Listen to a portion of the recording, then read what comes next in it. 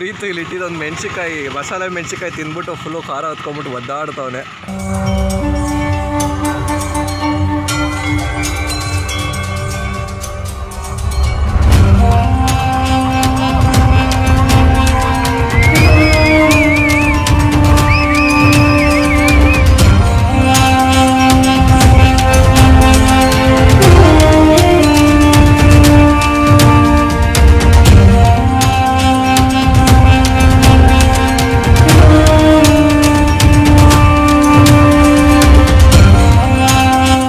Welcome to Darlings Blogs and Info. ನಾನು ನಿಮ್ಮ ಪ್ರೀತಿ ಹೇಮಂತ್. ಇವತ್ತು ನಾನು ಆಲ್ರೆಡಿ ಟ್ರಾವೆಲ್ ಸ್ಟಾರ್ಟ್ ಮಾಡಿದ್ದೀನಿ. ಸೊ ಎಲ್ಲಿ ಹೋಗ್ತಾ ಇದ್ದೀನಿ ಅಂದರೆ ನಾನಿವತ್ತು ಕೊಯಂಬತ್ತೂರ್ಗೆ ಹೋಗ್ತಾ ಇದ್ದೀನಿ. ಸೊ ಕೊಯಂಬತ್ತೂರಲ್ಲಿ ಇವತ್ತು ಸದ್ಯಕ್ಕೆ ಪ್ಲ್ಯಾನ್ ಇರೋ ಪ್ರಕಾರ ಈಶಾ ನೋಡ್ಕೊಂಡು ಬರೋಣ ಅಂತ. ಸೊ ಇದು total 3 days trip, 3 days 2 nights plan. So ಈಗ ಆಲ್ರೆಡಿ ನಾವು ದಿಂಬಂ ಹತ್ರ ಇದ್ದೀವಿ. ದಿಂಬಂ ಹತ್ರ ಬಂದು ಸ್ಟಾರ್ಟ್ ಮಾಡಿದ್ದೀನಿ ವ್ಲಾಗು. ಇವತ್ತು 26th. ಸೊ ಲಾಂಗ್ ವೀಕೆಂಡ್ ಇತ್ತು ಅಂತ ಈ ಪ್ಲ್ಯಾನ್ ಮಾಡಿದ್ವಿ. ಸೊ ಇವತ್ತು ಈ ಜರ್ನಿಯಲ್ಲಿ ನನ್ನ ಜೊತೆ ಯಾರ್ಯಾರು ಬರ್ತಾ ಇದ್ದಾರೆ ಅಂತ ತೋರಿಸ್ಕೊಡ್ತೀನಿ ಬನ್ನಿ. ಸೊ ಇವತ್ತು ನಮ್ಮ ಜೊತೆ ಬರ್ತಾ ಇದ್ದಾರೆ ಮಂಜು, ಪ್ರೀತು ಮತ್ತು ಪ್ರೀತು ಫ್ರೆಂಡ್ ಭರತ್ ಅಂತ. ಸೊ ನಾವು ಬರ್ತಾ ಇರೋದು ನಂದೊಂದು ಗಾಡಿ ಮತ್ತು ಪ್ರೀತದ ಗಾಡೀಲಿ ಇಬ್ಬರು ಹೊರಟಿದ್ದೀವಿ. ಆಲ್ರೆಡಿ ದಿಂಬಂಬಲ್ಲಿದ್ದೀವಿ. ಹೀಗೆ ದಿಂಬಾಬಿಂದ ಬಣ್ಣಾರಿಗೆ ಹೋಗಿ ಬಣ್ಣಾರಿಯಿಂದ ಈಶಾಗೆ ಹೋಗೋ ಪ್ಲ್ಯಾನ್ ಇದೆ. ಸೊ ಎಲ್ಲ ಅಪ್ಡೇಟ್ಸ್ ಹೋಗ್ತಾ ಕೊಡ್ತೀನಿ ಬನ್ನಿ, ವಿಡಿಯೋ ಸ್ಟಾರ್ಟ್ ಮಾಡೋಣ.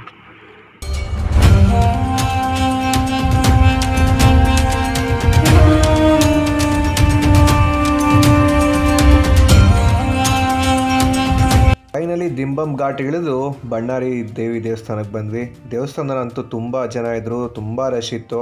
ಅದಕ್ಕೆ ನಾವು ಹೊರಗಡೆಯಿಂದನೇ ದೇವಿ ದರ್ಶನ ಮಾಡಿಕೊಂಡು ಹಾಗೆ ದೇವಸ್ಥಾನ ಪ್ರಕಾರ ತುಂಬ ಒಂದು ಪ್ರದಕ್ಷಿಣೆ ಬಂದ್ವಿ. ಹಾಗೆ ಇಲ್ಲೆಲ್ಲ ಕಲ್ಲುಪ್ಪನ ಈ ಥರ ಗುಡ್ಡೆ ಮಾಡಿ ಏನೋ ಪೂಜೆ ಮಾಡ್ತಿದ್ರು. ನಮಗೆ ಏನಕ್ಕೆ ಈ ಥರ ಮಾಡ್ತಾರೆ ಅಂತ ಕಾರಣ ಗೊತ್ತಿಲ್ಲ. ಸೊ ನಿಮ್ಗೇನಾರು ಗೊತ್ತಿರೋ ಕಮೆಂಟ್ ಬಾಕ್ಸಲ್ಲಿ ಏನಕ್ಕೆ ಇದು ಪೂಜೆ ಮಾಡ್ತಾರೆ ಅಂತ ತಿಳಿಸ್ಕೊಡಿ.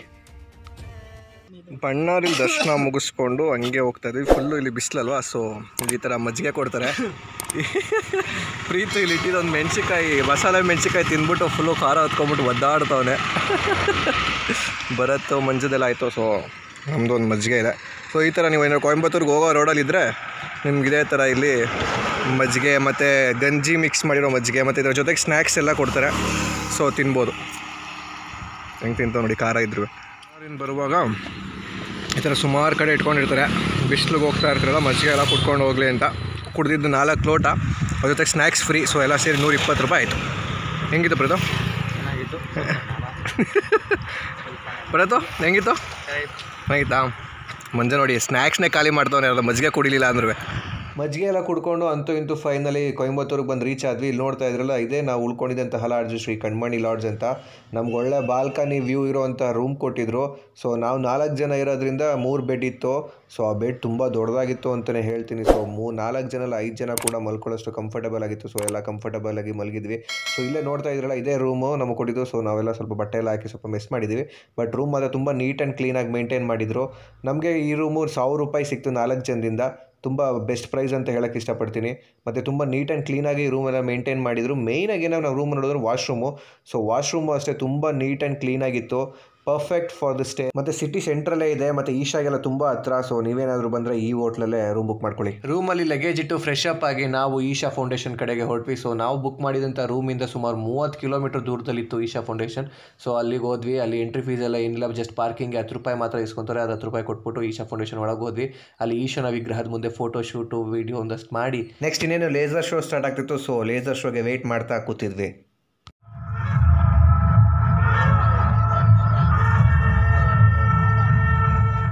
ಸೊ ಈ ಲೇಸರ್ ಶೋ ಅಲ್ಲಿ ಏನಪ್ಪ ಅಂದರೆ ಈಶ್ವರ ಹೆಂಗೆ ಸೃಷ್ಟಿಯಾದ ಮತ್ತು ಸಪ್ತ ಋಷಿಗಳು ಹಾಗೆಯೇ ಅರ್ಧನಾದೀಶ್ವರ ಸ್ಟೋರಿನ ಹೇಳ್ತಾರೆ.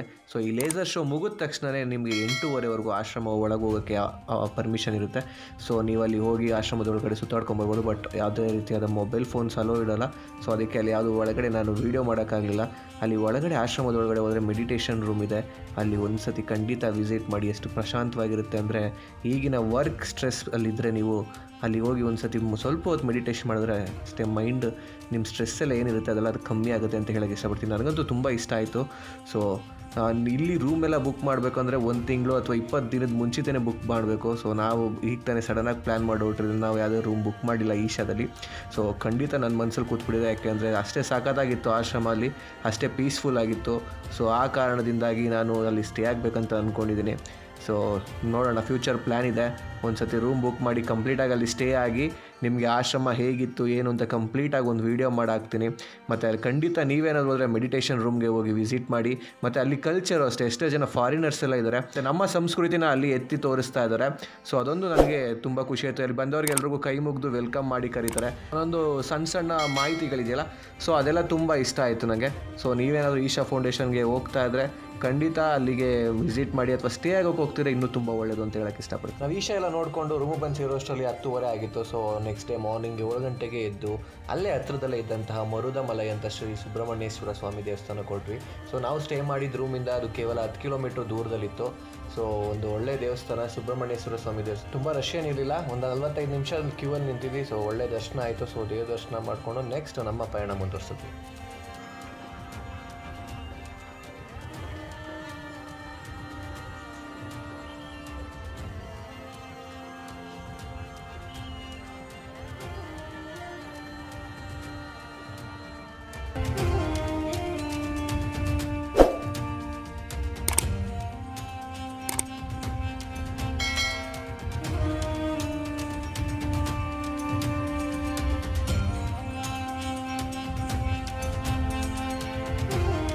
ದೇವಸ್ಥಾನದಿಂದ ಹೊರಟು ನಮ್ಮ ರೂಮ್ಗೆ ಹೋಗಿ ನಮ್ಮ ಬಟ್ಟೆ ಎಲ್ಲ ಪ್ಯಾಕ್ ಮಾಡಿಕೊಂಡು ಹೋಟೆಲ್ ಅನ್ನಪೂರ್ಣಿ ಅಂತ ಬಂದ್ವಿ. ಸೊ ಅಲ್ಲಿ ತಿಂಡಿ ಮಾಡಿಕೊಂಡು ದೀಪಿಕಾ ಸಿಕ್ಕಿದ್ರು, ಇವ್ರನ್ನ ನೋಡಿದ್ದೀರ ವೈನಾಡ್ ವ್ಲಾಗಲ್ಲಿ ಮತ್ತು ಗೋಕರ್ಣ ವ್ಲಾಗಲ್ಲಿ. ಸೊ ಇವ್ರನ್ನ ಮೀಟ್ ಮಾಡಿಕೊಂಡು ಹಾಗೆ ನಾವು ಇವ್ರಿಗೆ ಬಾಯ್ ಹೇಳಿ ನಮ್ಮ ಪಯಣನ ಇಲ್ಲಿಂದ ಕೊಯಂಬತ್ತೂರಿಂದ ಹೊರಟು ವೈನಾಡ್ ಕಡೆಗೆ ಬೆಳೆಸಿದ್ವಿ. ಬಾಯ್ ಬಾಯ್ ಬಾಯ್ ಬಾಯ್ ಬಾಯ್. ಸೊ ಇಲ್ಲಿಗೆ ಕೊಯಂಬತ್ತೂರು ವ್ಲಾಗ್ ಎಂಡ್ ಮಾಡ್ತಾ ಇದ್ದೀವಿ. ಸೊ ಈ ವಿಡಿಯೋ ನೋಡಿದ್ದಕ್ಕೆ ಧನ್ಯವಾದಗಳು. ಮತ್ತು ನೀವು ನಮ್ಮ ಚಾನಲ್ಗೆ ಹೊಸಬರಾಗಿದ್ದರೆ ಈ ಕೂಡಲೇ ಸಬ್ಸ್ಕ್ರೈಬ್ ಮಾಡಿ, ಮತ್ತು ಎಲ್ಲ ನೋಟಿಫಿಕೇಷನ್ಸ್ಗಾಗಿ ಬೆಲ್ ಐಕಾನ್ ಅದಕ್ಕೆ. Thank you so much, keep supporting.